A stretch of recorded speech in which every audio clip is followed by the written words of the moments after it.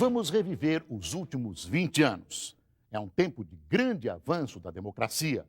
No Brasil, termina a ditadura e o Muro de Berlim vai abaixo, levando junto o comunismo soviético.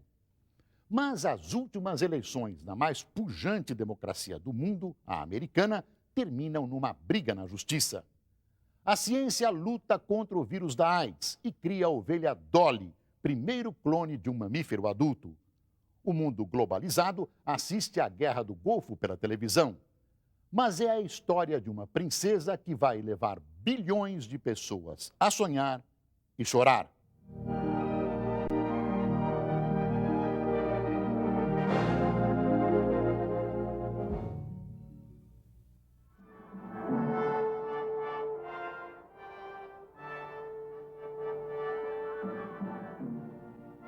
29 de julho de 1981. Os olhos do mundo se dirigem para Londres, desta vez para se embevecer com uma festa. O príncipe Charles, de 32 anos, se casa com Lady Diana Spencer, de 20. Diana levou 4 minutos para atravessar a Catedral de St. Paul. A cauda do vestido de noiva media 7 metros. No altar, ela e seu pai, o Duque Spencer, foram recebidos por Charles e seus 2 irmãos mais jovens. O príncipe trajava o uniforme de gala de capitão de fragata. A família real e 2.500 convidados assistiram ao espetáculo. I, Diana Francis. I, Diana Francis. O arcebispo de Canterbury oficiou a cerimônia. Take thee, Philip Charles Arthur George. To my wedded O husband. casamento de conto de fadas mexeu com o sonho dos românticos em todo o planeta. Diana era nobre, com ar de meiga professorinha. Charles, o herdeiro do trono da última grande monarquia europeia. Eles deixaram a igreja sob os aplausos de milhares de admiradores. 500.000 pessoas se encantaram com a transmissão ao vivo pela TV. Os príncipes de Gales usaram a mesma carruagem que conduzira a rainha Elizabeth no dia do seu casamento. Na sacada do Palácio de Buckingham, os recém-casados trocaram um beijo apaixonado. –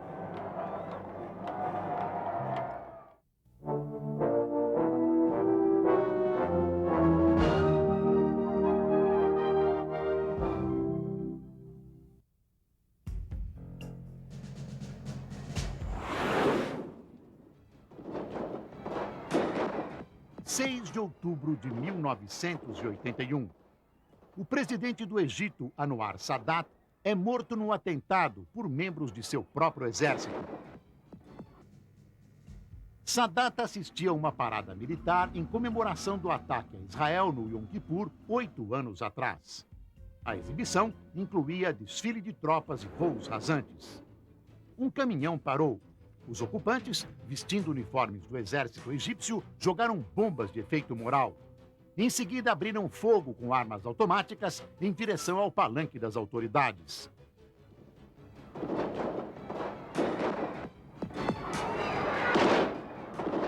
O ataque foi tão surpreendente que a reação da segurança foi débil.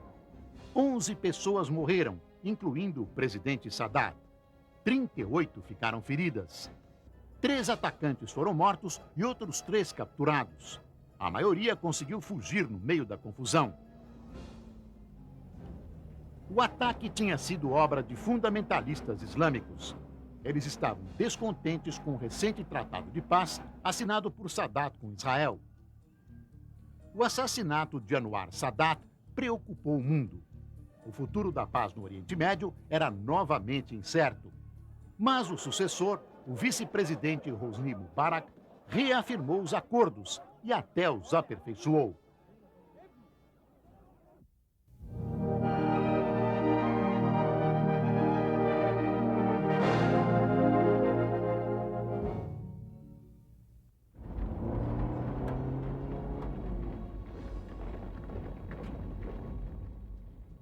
2 de abril de 1982. As Ilhas Malvinas, Falkland para os ingleses, são tomadas de assalto por soldados argentinos. Começa a Guerra das Malvinas. As Malvinas são um grupo de ilhas do Atlântico Sul, distantes 500 quilômetros da costa argentina e 13 mil da Inglaterra. Os ingleses tinham assumido o controle do arquipélago em 1833. A posse britânica sempre fora contestada pela Argentina. A força argentina dominou facilmente os 84 fuzileiros reais da guarnição britânica. A primeira-ministra Margaret Thatcher correu ao parlamento pedindo declaração de estado de guerra. O navio Invincible foi o primeiro a zarpar de Londres. No convés, quase toda a tripulação de 1.000 homens, incluindo o príncipe Andrew. No cais, milhares de pessoas demonstravam apoio. O Invincible estava acompanhado do porta-aviões Hermes, que se tornou quartel-general das operações. Com a chegada de outros reforços, a Inglaterra estabeleceu um bloqueio naval das Malvinas. As hostilidades seguiram mornas por quase um mês, até que um submarino britânico afundou o único cruzador argentino. Mais de 300 homens morreram. A Argentina retalhou, disparando um míssil Exocet contra o navio Sheffield.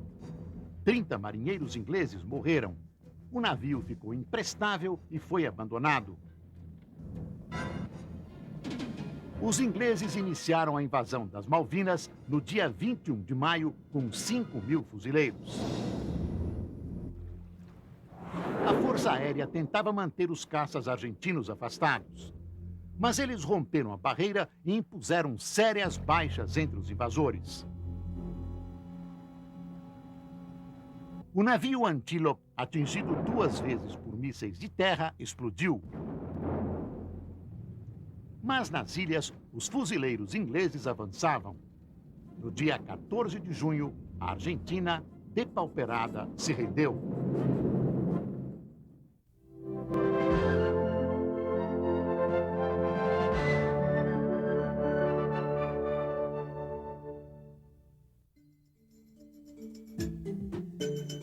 Em 24 de abril de 1984, a secretária de Saúde dos Estados Unidos, Margaret Heckler, anuncia que cientistas identificaram o vírus da AIDS. A epidemia já assustava o país, especialmente a comunidade homossexual.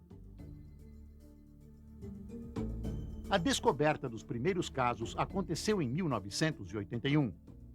Médicos diagnosticaram uma doença fatal num grupo de pacientes.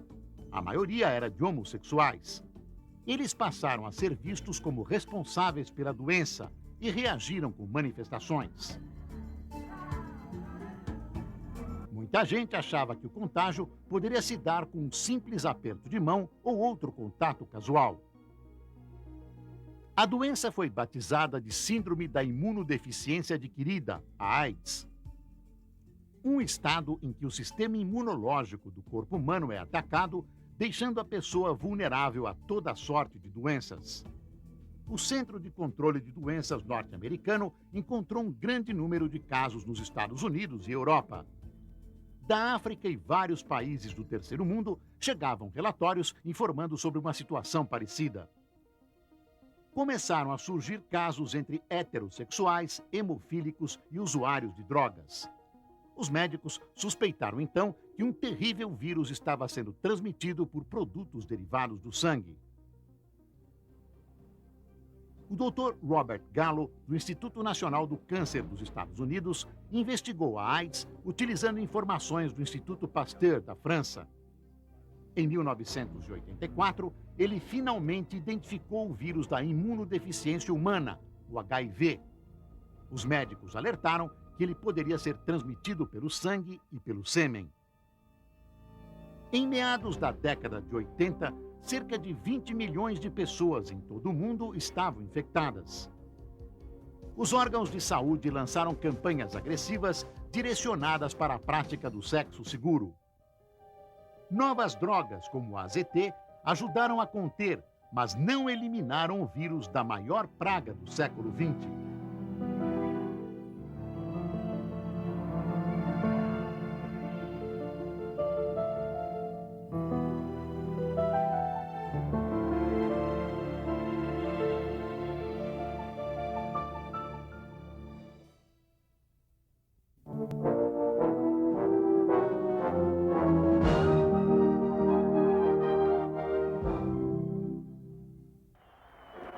De janeiro de 1985. O governador de Minas, Tancredo Neves, é eleito por voto indireto presidente da República.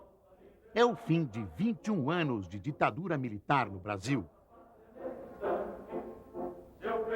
No início dos anos 80, a chamada abertura sofreu sabotagens por parte da linha dura do regime. Sindicalistas do ABC foram presos, incluindo o presidente do recém-criado Partido dos Trabalhadores, Luiz Inácio Lula da Silva. Uma carta-bomba matou a secretária da OAB do Rio. No Rio Centro, um sargento morreu e um capitão se feriu quando iam cometer outro atentado. Mas a pressão popular crescia. O movimento Direta Já levou milhões de pessoas às ruas em todo o Brasil. A emenda das eleições diretas, entretanto, não passou no Congresso. O hábil articulador Tancredo Neves, governador de Minas, se elegeu então presidente no colégio eleitoral. A Aliança Democrática, formada pelo PMDB e PFL, derrotou o candidato do governo, Paulo Maluf. Tancredo, porém, caiu doente na véspera da posse e morreu em abril. O vice José Sarney assumiu o governo, completando a transição para a democracia. Em 88, foi promulgada a nova Constituição. Em dezembro do ano seguinte, Fernando Collor de Mello se elegeu pelo voto popular.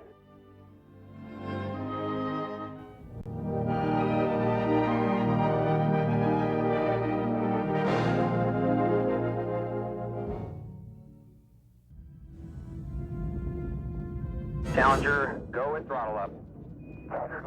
28 de janeiro de 1986. A nave espacial Challenger explode logo após o lançamento, matando seus 7 tripulantes.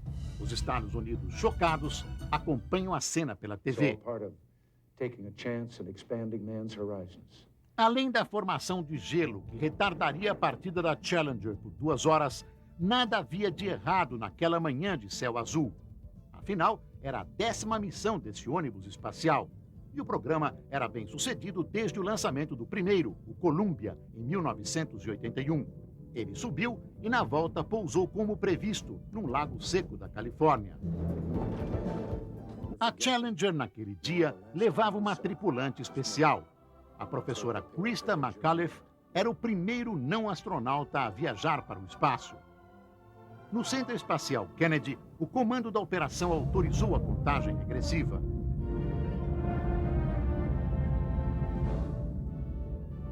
O voo durou 1 minuto e 13 segundos. A Challenger virou uma bola de fogo. Os destroços caíram rodopiando. Os 2 foguetes propulsores voaram sem direção. No solo, os familiares dos 7 tripulantes viram a explosão aterrorizados. A análise dos destroços recolhidos na costa da Flórida, dados do computador e vídeos do lançamento revelaram o que aconteceu. Um jato flamejante de combustível escapou por uma junta num dos propulsores. O fogo atingiu o tanque externo principal, que explodiu. Um comitê formado por determinação presidencial passou a avaliar a NASA. Os voos espaciais foram suspensos por 2 anos e meio, até que o comitê se convenceu da sua segurança. Os anos finais do século XX são marcados por impressionantes mudanças políticas. O comunismo entra em colapso na Europa com a queda do Muro de Berlim e a desintegração da União Soviética. Na China, os comunistas recorrem à força para manter o regime e sufocam o movimento pela democracia. E na África do Sul, Mandela põe fim ao regime de segregação racial. Mas ocorreram também conflitos e desastres, a guerra no Golfo e o maior acidente nuclear da história.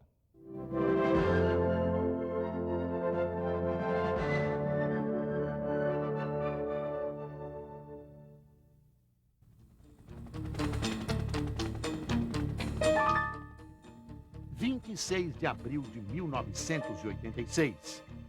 Um reator da usina de Chernobyl, na União Soviética, explode e pega fogo.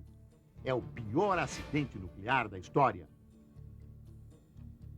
A tragédia começou com o superaquecimento do reator número 4 da usina localizada na Ucrânia.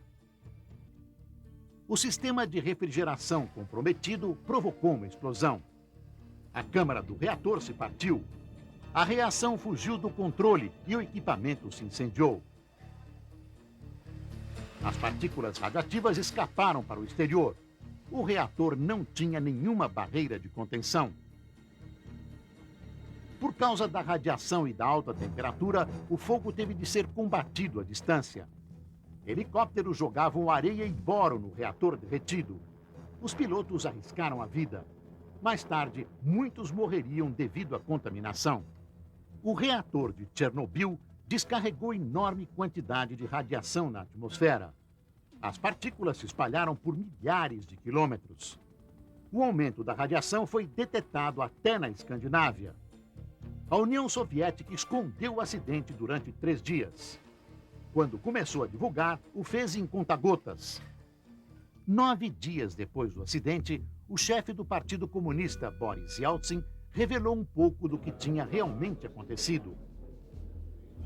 Somente após 2 semanas, o líder soviético Mikhail Gorbachev deu uma declaração oficial sobre o caso.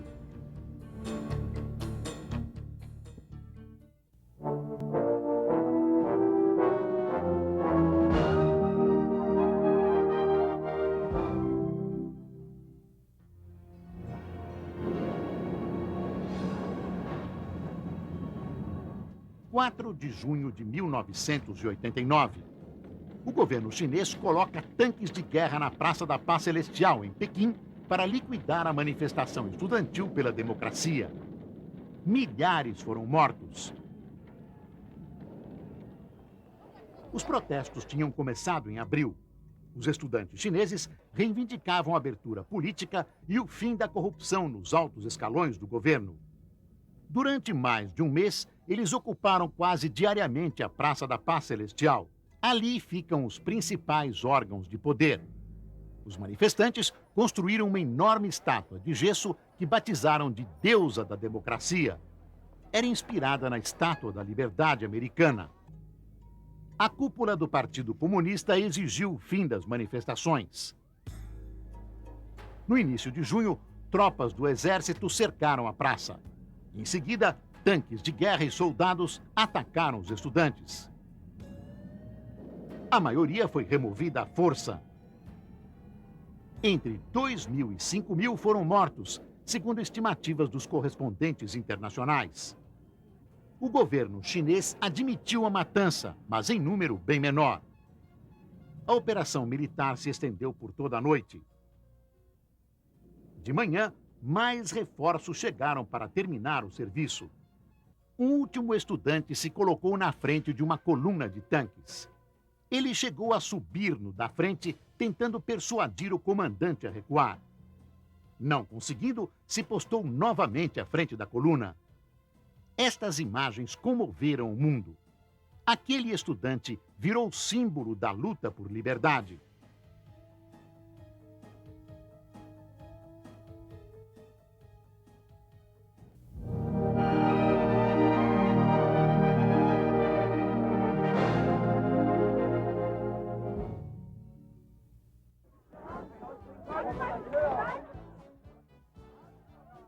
Em 10 de novembro de 1989. Pela primeira vez em quase 30 anos, berlinenses orientais atravessam livremente a fronteira para o lado ocidental. Logo, o Muro de Berlim, uma das maiores representações da Guerra Fria, seria colocado abaixo. As manifestações contra o governo da Alemanha Oriental tinham começado em outubro. O dirigente linha dura Erich Honecker resistia à crescente liberalização do regime comunista deflagrada por Mikhail Gorbachev. O aumento dos protestos provocou a destituição de Honecker, substituído por Egon Krenz. O novo chefe de Estado foi a Moscou pedir ajuda para conter a rebelião popular. Voltou de mãos abanando. As manifestações se intensificavam. 500.000 pessoas saíram às ruas em Leipzig, mais de 1 milhão em Berlim. No dia 9 de novembro, o governo decidiu abrir a fronteira entre Berlim Oriental e Ocidental. Os guardas, entretanto, se recusaram a acreditar. No portão de Brandemburgo, o povo foi mantido afastado à base de jatos de água. No dia seguinte, finalmente, os berlinenses ganharam a liberdade de ir e vir. As pessoas entusiasmadas galgaram a enorme estrutura de concreto durante tantos anos imagem de repressão. Em pouco tempo, o muro foi destruído e eleições livres marcadas na República Democrática Alemã. A unificação não tardaria. –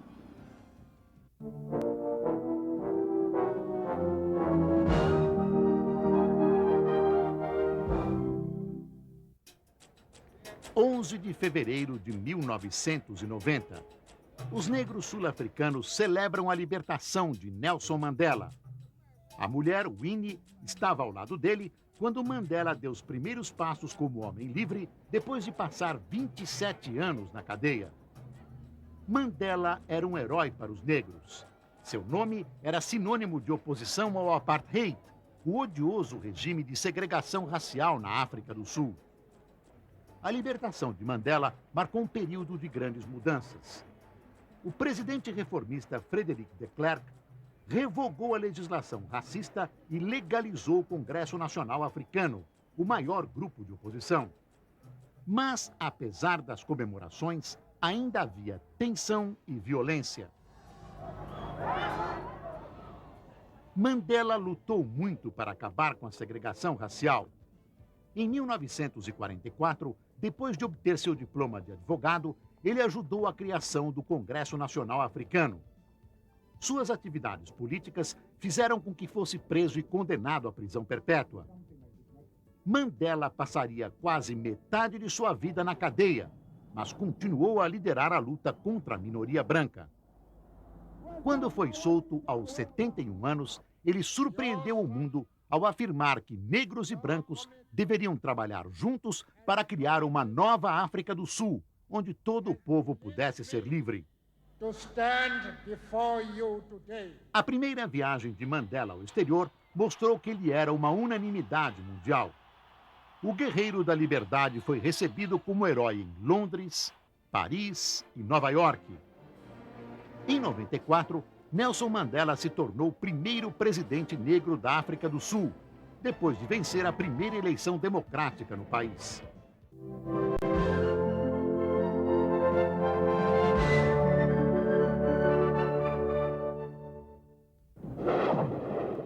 17 de janeiro de 1991.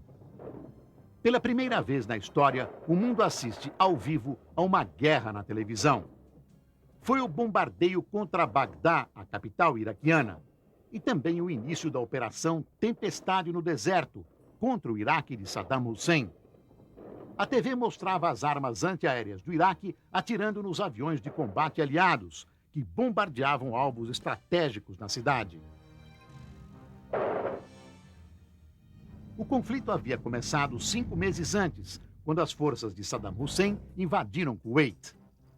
O Iraque anexou o país vizinho, alegando que o Kuwait tinha ultrapassado as cotas de exportação de petróleo, inundando o mercado mundial e prejudicando a economia iraquiana. Na verdade, Saddam Hussein queria tornar seu país uma potência regional e cobiçava aquele reino rico em petróleo. Tomá-lo foi uma tarefa simples para o exército iraquiano, um dos mais poderosos do Oriente Médio. O Kuwait, dominado, pediu ajuda internacional. Including the United States. A ONU impôs várias sanções ao Iraque, na tentativa de forçar o país a se retirar do Kuwait. Mas Saddam Hussein resistiu. O presidente americano George Bush deu início a uma grande mobilização militar no Golfo Pérsico. Outros países ocidentais também enviaram armas e tropas. A Arábia Saudita e as nações do Golfo Pérsico apoiaram o Ocidente, cedendo bases militares e outras instalações. Em dezembro, As forças aliadas tinham quase 500 mil de soldados no Golfo sob o comando dos americanos. Em 17 de janeiro, começou a tempestade no deserto.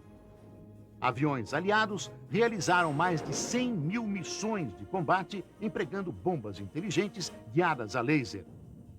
O Iraque reagiu colocando os pilotos capturados perto dos alvos militares. E também disparou mísseis Scud contra Israel, mas não conseguiu arrastar os israelenses para a guerra, nem dividir os aliados. Em 24 de fevereiro, depois de mais de um mês de campanha aérea, os aliados iniciaram a guerra terrestre.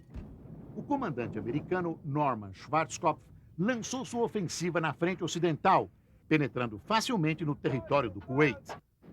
Os soldados iraquianos fugiram, mas antes conseguiram incendiar 500 poços de petróleo.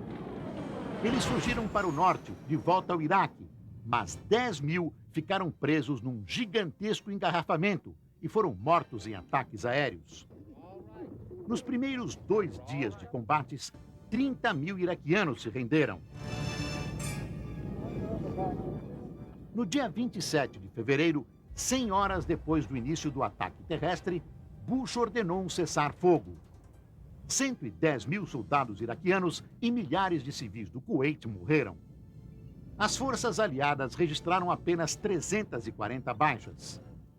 Apesar da formidável vitória militar, os resultados políticos da Guerra do Golfo não foram tão positivos. No final do ano, o exército iraquiano ainda era forte e esmagou 2 rebeliões. Saddam Hussein continuou no poder, ameaçando a paz do Oriente Médio.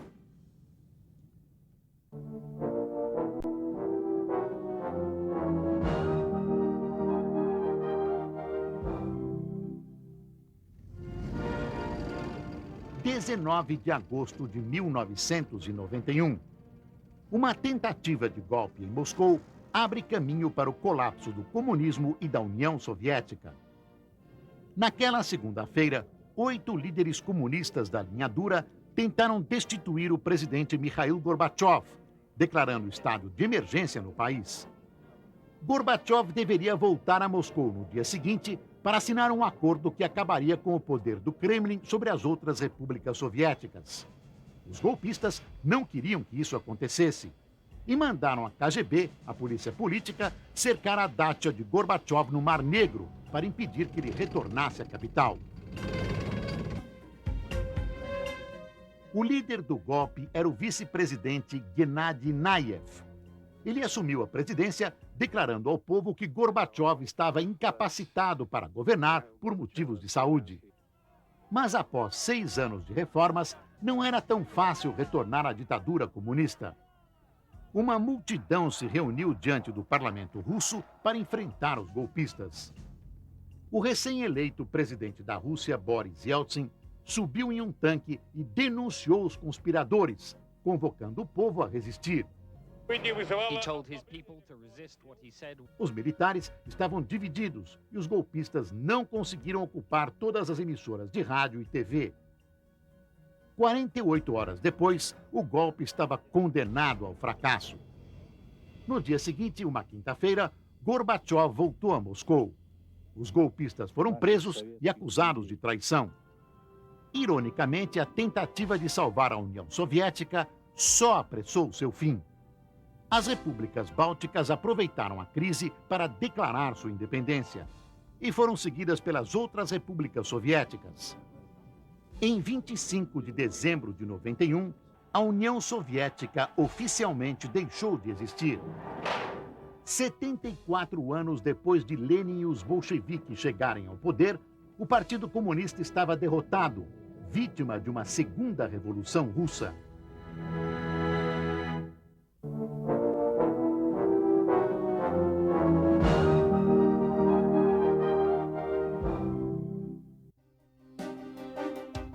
Em 29 de dezembro de 1992. O presidente Fernando Collor de Mello renuncia minutos antes de o Congresso decidir afastá-lo e proibi-lo de ocupar cargos públicos durante 8 anos. Foi uma das mais graves crises da nova República Brasileira. Os rumores sobre uma grande rede de corrupção no governo circulavam desde o ano anterior. Em abril de 92, Pedro Collor, irmão do presidente, denunciou o chamado esquema PC, uma rede de tráfico de influência comandada por Paulo César Farias, amigo do presidente e seu caixa na campanha eleitoral. A partir daí, surgem novas denúncias de irregularidades no governo. Em maio, o Congresso cria uma CPI para investigar as denúncias. Os estudantes de rosto pintado vão às ruas pedir o impeachment do presidente. Os protestos logo tomam conta de todo o país. Em dezembro de 92, minutos antes de o Congresso aprovar o impeachment, Collor renuncia. Mas mesmo assim é punido. Não pode ocupar cargos públicos por 8 anos e é processado por corrupção. PC Farias é preso e condenado. 4 anos mais tarde, depois de sair da prisão, PC seria assassinado, num crime que até hoje continua sem solução. No lugar de Collor, assumiu o vice Itamar Franco e mais tarde chamou o senador Fernando Henrique Cardoso para ocupar o Ministério da Fazenda. Fernando Henrique lança então o Plano Real, que seria a base para a sua ascensão à presidência.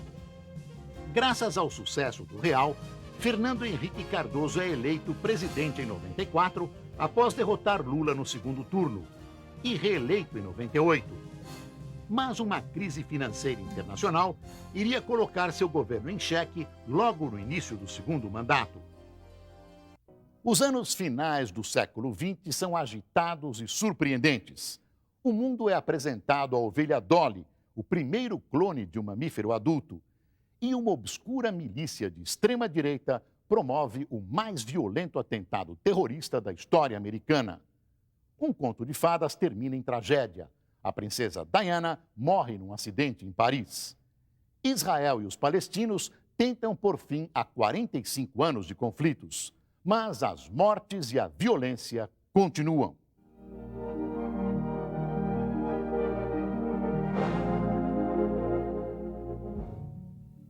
13 de setembro de 1993. O primeiro-ministro de Israel, Yitzhak Rabin, e o líder palestino Yasser Arafat concordaram em pôr fim a 45 anos de luta entre israelenses e palestinos. Os dois assinaram um acordo de princípios em Oslo, na Noruega. A OLP, Organização para a Libertação da Palestina, reconheceu o direito de Israel à existência. Em troca, Israel reconheceu a OLP como única representante do povo palestino. O acordo previa também um governo autônomo palestino na Cisjordânia e em Gaza, territórios árabes ocupados por Israel na Guerra dos 6 Dias, em 67. Territórios que Rabin havia ajudado a conquistar, pois na Guerra dos 6 Dias ele era chefe do Estado-Maior israelense. O sucesso no campo de batalha ajudou Rabin a se tornar um político de prestígio. Em 92, ele foi eleito primeiro-ministro com a promessa de intensificar as negociações de paz. No ano seguinte, Rabin assinou o acordo com os palestinos. Foi um gesto de coragem. Arafat ainda era visto como um líder terrorista e o acordo gerou forte oposição dentro de Israel. No dia 4 de novembro de 1995, numa manifestação pela paz em Tel Aviv, Rabin foi assassinado a tiros por Yigal Amir, um extremista de direita. Foi um choque. A morte violenta do homem que lutava pela paz comoveu Israel e o mundo e lançou uma sombra de dúvida sobre o processo de paz. Nos anos seguintes, as negociações entre Israel e os palestinos rumo a um acordo definitivo se tornaram cada vez mais difíceis e complicadas. No final do ano passado, uma revolta palestina em Gaza e na Cisjordânia deixou mais de 300 mortos e mostrou que a paz sonhada por Rabin ainda está distante.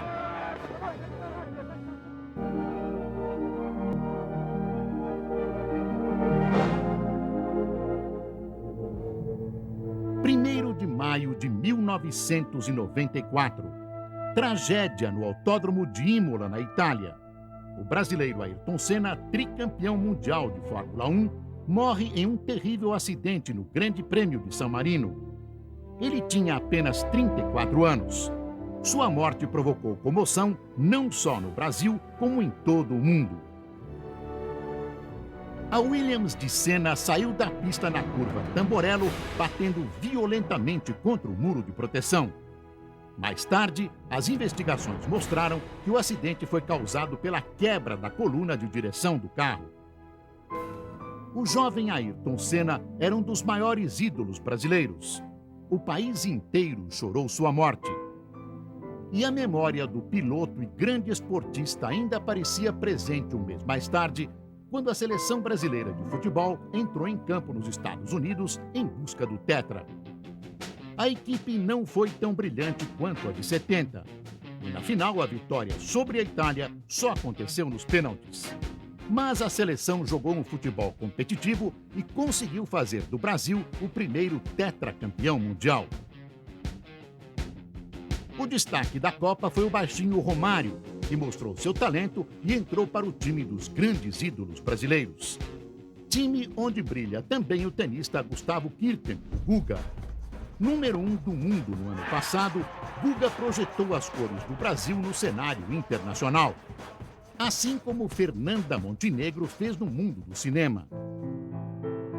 Em 99, ela se tornou a primeira brasileira a ser indicada para o Oscar de Melhor Atriz por sua atuação no filme Central do Brasil, de Walter Salles Jr. O prêmio não veio, mas pela primeira vez, uma brasileira brilhou entre as estrelas de Hollywood.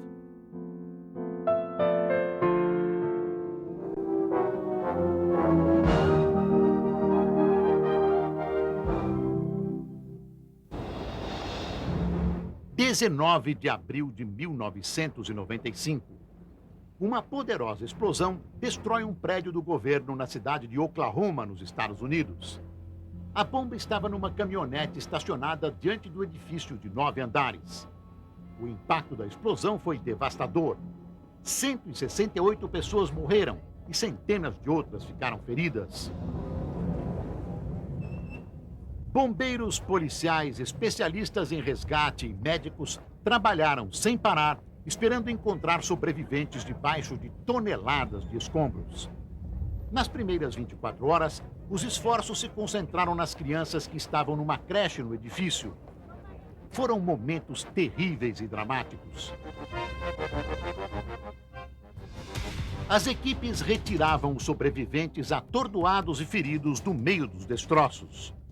Mas à medida em que as horas e dias passavam, era cada vez mais difícil encontrar pessoas com vida. Enquanto os esforços prosseguiam, o povo de Oklahoma, chocado com a tragédia, se uniu para rezar pelas vítimas. Quando iniciou as investigações, a polícia quase não tinha pistas e suspeitava de terroristas árabes. Mas logo conseguiu fazer o retrato falado de 2 suspeitos. E também contou com uma boa dose de sorte. Um homem preso por dirigir um carro sem placas era muito parecido com um dos retratos falados. Tratava-se de Timothy McVeigh, um veterano da Guerra do Golfo ligado a milícias de direita.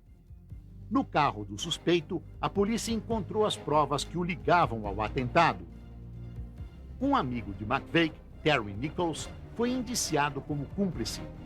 Ao revistar sua casa, os policiais descobriram armas e materiais semelhantes aos usados para fazer a bomba. O atentado em Oklahoma estremeceu a América.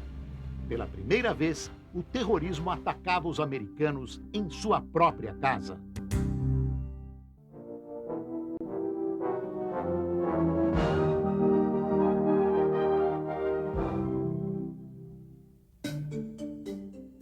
Dia 23 de fevereiro de 1997. O mundo fica assombrado com uma das maiores conquistas científicas do século. Seu nome é Dolly, a ovelha. Cientistas do Instituto Roslin, na Escócia, tinham conseguido criar o primeiro clone de um mamífero adulto.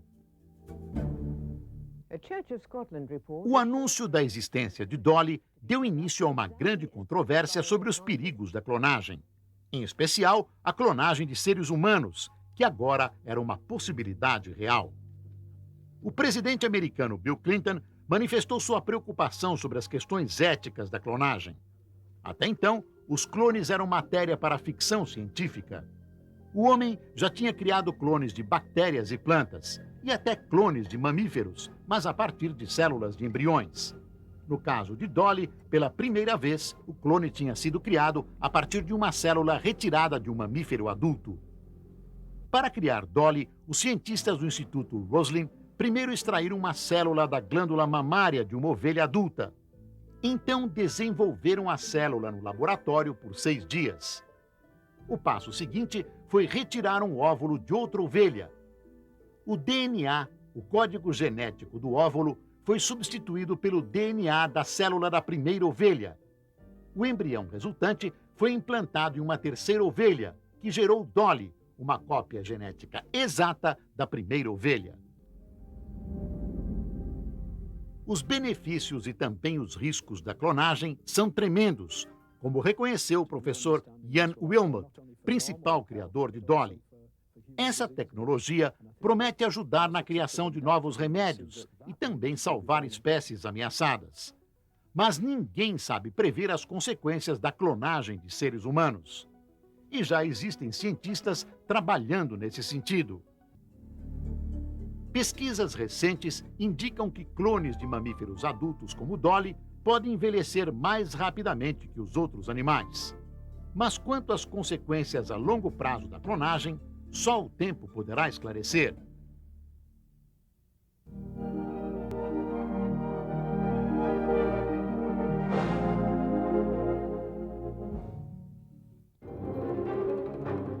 31 de agosto de 1997.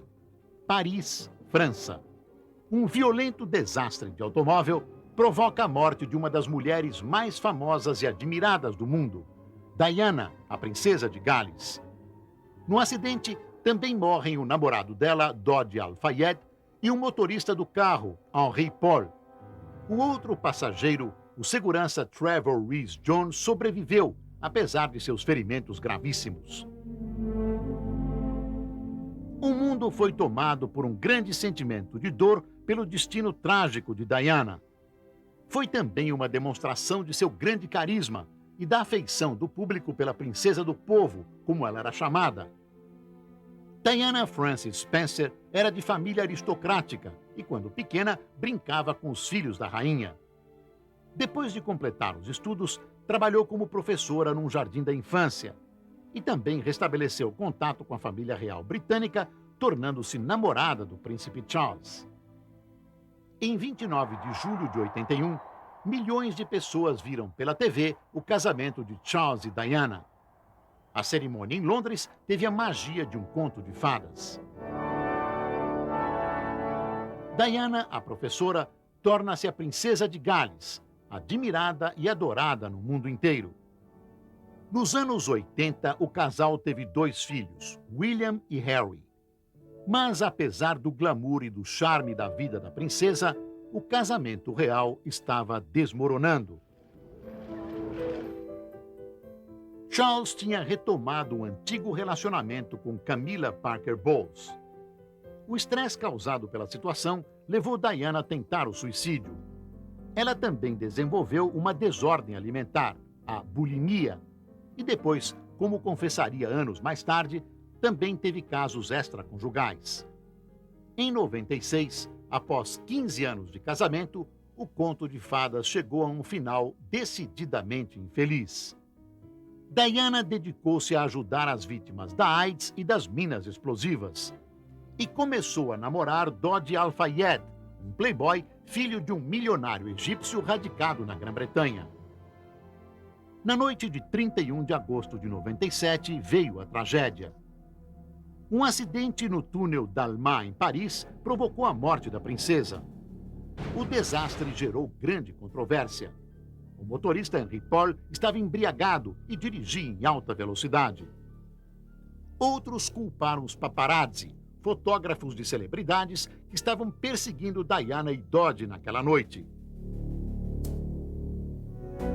A morte da princesa de Gales comoveu o mundo e os britânicos culparam a família real pela infelicidade de Diana. O mundo chorou e, para milhões de pessoas que assistiram ao enterro, Diana será sempre a princesa do povo.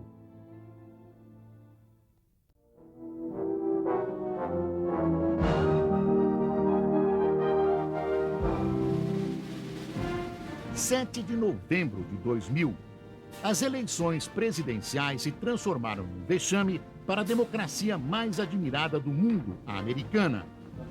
Os dois candidatos, o republicano George W. Bush e o democrata Al Gore, chegaram à reta final empatados. A disputa era urna por urna, voto a voto. Nos Estados Unidos, a escolha do presidente se dá pela via indireta.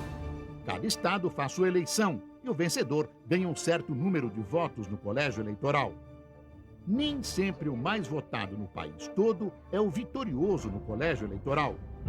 Aconteceu uma vez em 1888 e aconteceu de novo no ano passado. Al Gore venceu no voto popular por 300 mil votos, mas perdeu no colégio eleitoral. A batalha decisiva foi na Flórida, estado governado por Jeb Bush, irmão do candidato republicano. George W. Bush venceu por 635 votos, num total de mais de 6 milhões. Houve contagens e recontagens. Se no Brasil as eleições já estão informatizadas, nos Estados Unidos os eleitores ainda perfuram cartões de votação. Máquinas antiquadas de apuração deixaram de ler milhares de cartões, o que levou Al Gore a pedir a recontagem manual dos votos na Flórida. Bush não concordou. A novela se estendeu por 36 dias, até que a Suprema Corte Americana rejeitou a recontagem manual dos votos. E Bush se elegeu presidente. Mas a polêmica deixou uma mancha na democracia americana.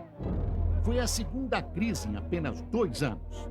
Em 98, o presidente Bill Clinton, por pouco, não tinha perdido o cargo num processo de impeachment.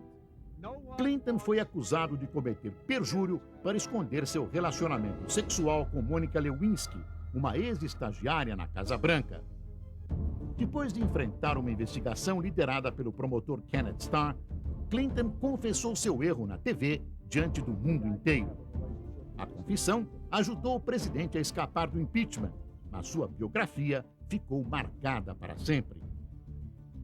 O século XX testemunhou mudanças impressionantes. Dezenas de milhões de pessoas morreram em 2 guerras mundiais. O comunismo chegou ao poder, dominou metade do mundo e desmoronou como um castelo de cartas. O ódio e a violência deixaram suas marcas. Mas o homem também fez progressos extraordinários. Inventou máquinas, quebrou o átomo, desvendou os segredos da genética e conquistou a Lua. E mostrou que a história ainda é uma grande aventura.